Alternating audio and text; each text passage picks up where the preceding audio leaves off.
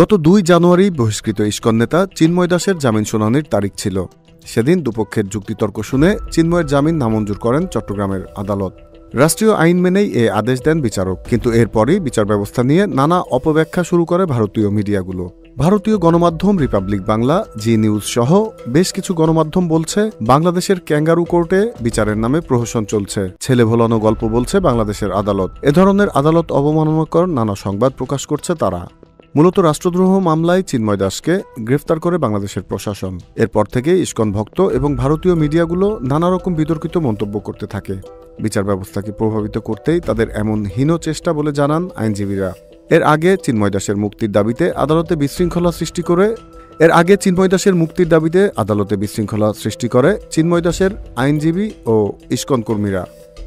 তাদের হামলায় চট্টগ্রামের আদালতে আলিফ নামে এক আইনজীবী নিহত হন।